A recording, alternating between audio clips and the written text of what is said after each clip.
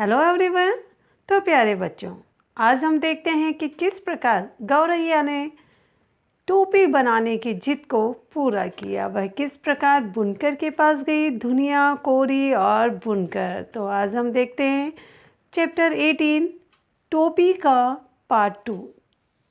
तो आज हम देखेंगे किस प्रकार बुनकर से गौरैया जिद कर रही है, उसकी मेहनत के लिए उसे पूरा मेहनताना देकर अपना कार्य करवा रही है। इसे बुन दे भैया, गौरैया ने साहस सजोकर कहा। हमें सेत मेत का काम नहीं करवाते, इसे बुन दे।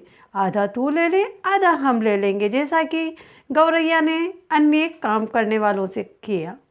बुनकर ने देखा कि सौदा बुरा नहीं है, वह तैयार हो गया।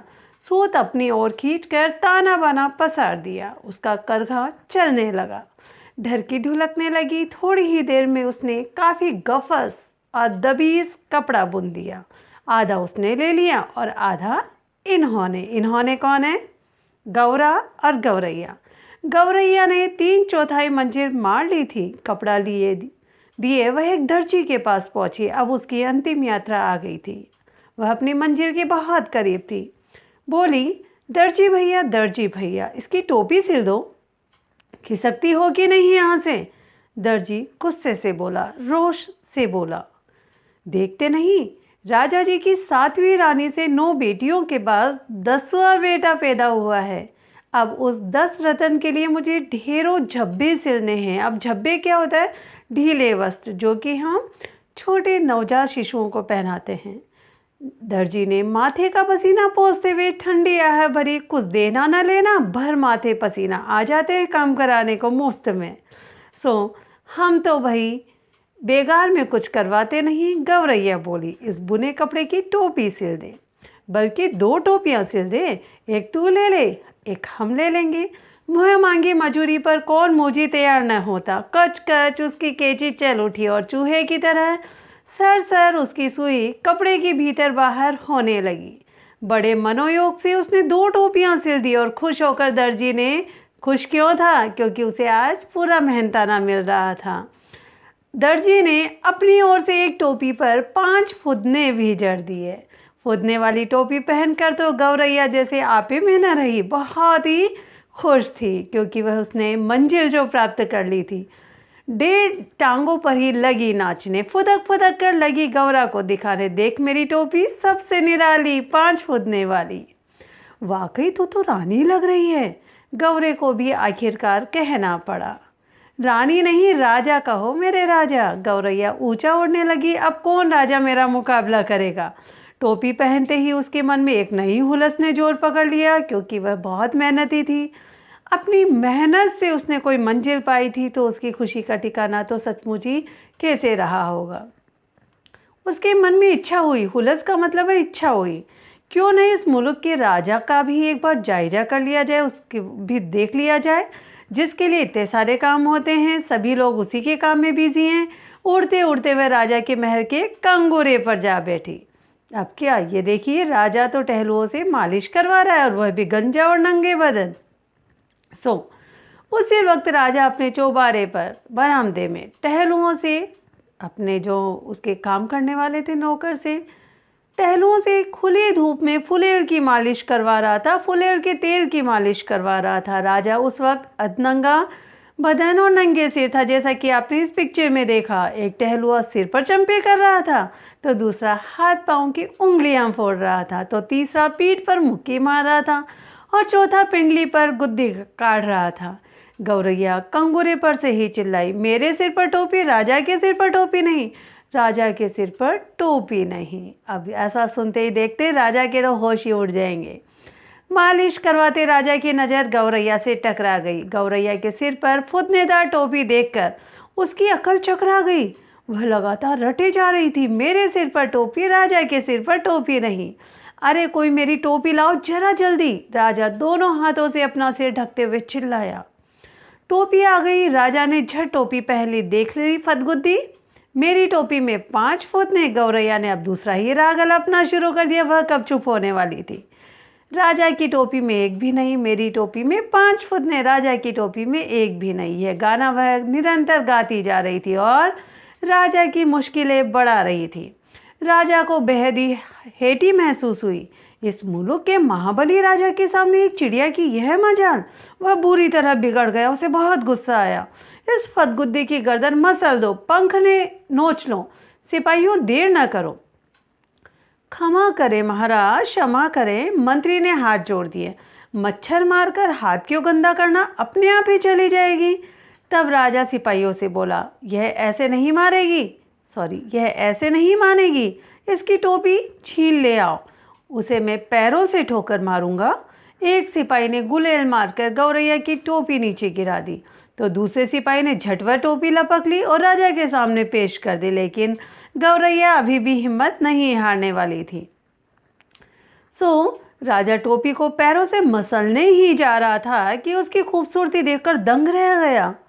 कारीगरी के ऐसे इस नायाब नमूने को देखकर वह जड़ हो गया।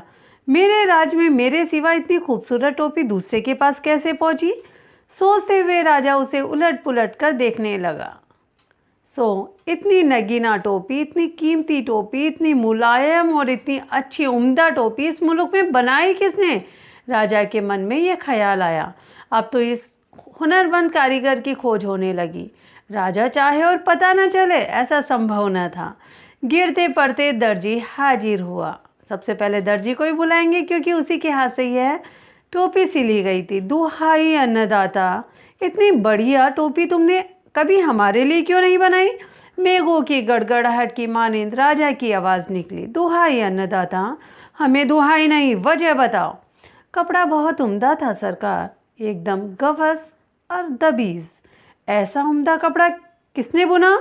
नाग की मानिंद राजा फूंक मारने लगा। राजा को बहुत गुस्सा आ रहा था कि मेरे राज्य के लोग और दूसरे का काम अच्छा कर रहे हैं, मेरा काम तो कभी इतना अच्छा किया नहीं। गिरते पड़ते बुनकर हाजिर हुआ। माफ़ी बख्शे सरकार। माफ़ी नहीं, वजह बताओ। सूत बड़ा उम्दा था सरकार, एकदम महीन और लच्छेदार।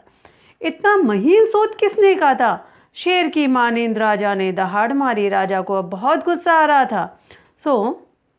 अब राजा कह रहा है, गिरते पड़ते कोरी हाजिर हुआ। जान बख्शे महाराज, जान नहीं, वजह बताओ।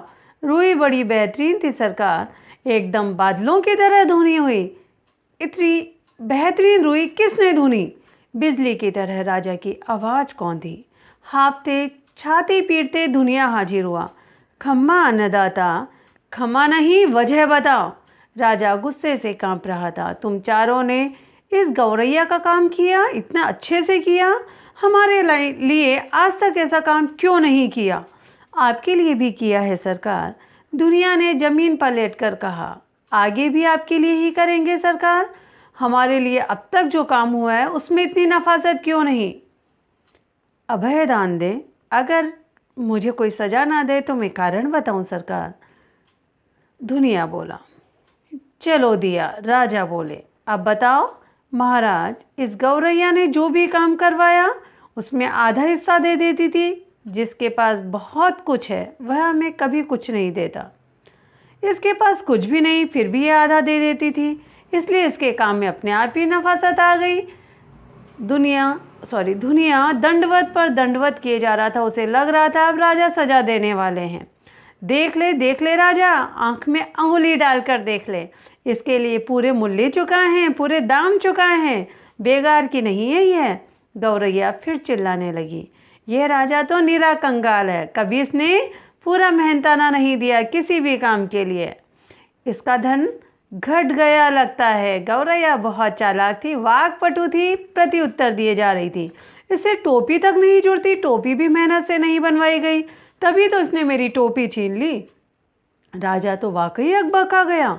एक तो तमाम कारीगरों ने उसकी मदद की थी, दूसरे इस टोपी के सामने अपनी टोपी की कम सूरती, और तीसरा कारण, ध्यान रखेंगे बेटा, this is very important lines, खजाने की खुलती पोल। सचमुच ही खजाना कम होता जा रहा था। इस पाखी को, इस ज्ञानी व्यक्ति को कैसे पता चला कि धन घट गया? तमाम बेगार करवाने, बहुत सख्ती से लगान वसूलने के बावजूद राजा का खजाना खाली ही रहता था। इतना ऐशो आराम, इतनी लश्करी, इतने लवाजमे का बोझ खजाना उठा नहीं पा रहा था। अब कैसे संभाले? तमाम लोग निकल गए ये अनोखा तमाशा देखने। मंत्री ने हौले से कहा, धीरे से कहा, यह मुंहफट तो महाराज को बेपर्दा ही करके दम लेगी। राजा तो खुद घबरा रहा था, झट से बोल पड़ा, इसकी टोपी वापस कर दो। सिपाहियों ने कहना माना, टोपी वापस कंगूरे की और हवा में उछाल दी, लेकिन गौरैया अब भी कहाँ चुप होने वाली थी। गौरैया ने फिर से टोपी पहन ली और उड़ उड़ कर कहने लगी, यह राजा तो डरपोक है, निरा डरपोक, मुझसे ही डर गया, तभी तो इसने मेरी टोपी लौटा दी। कौन इस मुंहफट के मुँह लगे। क्यों मंत्री जी, कहकर राजा ने अपनी टोपी कसकर पकड़ ली तो देखा कितनी सुंदर सी गौरैया, कितना छोटा सा प्राणी, जिसने जब ठान लिया कि मुझे मनुष्यों की भांति टोपी पहननी है तो उसने अपनी मंजिल प्राप्त की। अगर हौसले बुलंद हो तो मंजिल अवश्य प्राप्त होती है। इसलिए प्यारे बच्चों, छोटी छोटी असफलताओं से नहीं घबराना है और दुगनी मेहनत करके, दुगना परिश्रम करके अपने सपनों को साकार करना है, जैसा कि गौरैया ने किया। So now we will discuss question answers. गौरा और गौरैया के बीच किस बात पर बहस हो रही थी? इसका आंसर देंगे, गौरा और गौरैया के बीच मनुष्यों के वस्त्र पहनने पर बहस हो रही थी। गौरैया को अपनी इच्छा पूरी करने का अवसर कैसा मिला? बेटा, इसका आंसर 2 पार्ट्स में होगा, बिकॉज क्वेश्चन 2 पार्ट्स में। मनुष्य की टोपी पहनने पर उनकी बहस हो रही थी। गौरैया कह रही थी कि मनुष्य का रंग बिरंगे भिन्न भिन्न भांति के वस्त्र पहनता है तो कितना अच्छा लगता है, कितना सुंदर लगता है। लेकिन गौरा कह रहा था, नहीं, मनुष्य अपनी सुंदरता को वस्त्रों के द्वारा ढक लेता है और इससे वह और आलसी हो जाता है, क्योंकि वह कपड़ों में जो जकड़ जाता है। उसे वस्त्र नहीं पहनने चाहिए। तो दोनों भिन्न भिन्न विचार रखते थे, इसी बात पर उनमें बहस हो रही थी। अब क्वेश्चन 2 है तो आंसर भी 2 पार्ट्स में देंगे। गौरैया को अपनी इच्छा पूरी करने का अवसर कैसे मिला? तो स्ट्रेंजर चेंज करके आंसर देंगे। गौरैया को जब वह भिनसार होते ही दाना चुगने गई तब रुई का फाहा मिल गया, और रुई का फाहा मिलते ही उसकी इच्छा को, उसके सपनों को पर लग गए और उसने अपनी इच्छा पूरी की। क्वेश्चन नंबर 2, गौरैया और गौरे की बहस के तर्कों को एकत्र करें और उन्हें संवाद के रूप में लिखें। बेटा, आपके सिलेबस में पाठ्यक्रम में संवाद लेखन तो होगा ही। संवाद बातचीत का एक तरीका होता है। तो गौरा और गौरैया के बीच बहस करते हुए वस्त्र को लेकर, मनुष्य के वस्त्र पहनने को लेकर जो संवाद हुआ, उस पर आप 3 डायलॉग्स लिख सकते हैं। टोपी सिलवाने के लिए गौरैया किस किस के पास गई? तो आपको पता ही है, धुनिया के पास, कोरी के पास, बुनकर के पास और दर्जी के पास गई। 1 बाय 1 लिखेंगे आप। टोपी बनने तक के एक एक कार्य को लिखें तो एक एक कैरेक्टर लिखेंगे। उसके बाद उसने कैसे काम कराया, कैसे उसे मेहनताना दिया, पूरा लिखेंगे। गौरैया की टोपी पर दर्जी ने 5 फुदने क्यों जड़ दिए? दर्जी बहुत गरीब था, वह हमेशा राजा के लिए कार्य किया करता था, राजा के सिपाहियों के लिए कार्य करता था, दासों के लिए कार्य करता था, लेकिन उसे कभी अपने कार्य के लिए पूरा मेहनताना नहीं मिलता था। जब गौरैया ने पहली बार उसे टोपी सिलने के बदले पूरा मेहनताना देने की बात कही तो वह बहुत खुश हुआ और उसने खुश होकर टोपी तो सिली ही, अपनी तरफ से 5 फुदने भी जड़े और इस तरह तो गौरैया की सुंदर टोपी तैयार हो गई। So now this chapter is enough. इस पाठ से हमें क्या शिक्षा मिलती है बेटा? इस पाठ से हमें शिक्षा मिलती है कि कभी हमें निराश नहीं होना चाहिए। हमें हमेशा अपनी मंजिल को प्राप्त करने के लिए बड़ी ही ईमानदारी से और मेहनत से आगे बढ़ना चाहिए, दृढ़ निश्चय के साथ आगे बढ़ना चाहिए। और कभी कोई भी समस्या, छोटी और बड़ी कोई भी समस्या हो, समझदारी से और सूझ से उसका मुकाबला करना चाहिए। Okay, thank you. होप आपको यह वीडियो अच्छा लगा होगा। Subscribe my channel and like and share my video. Thank you.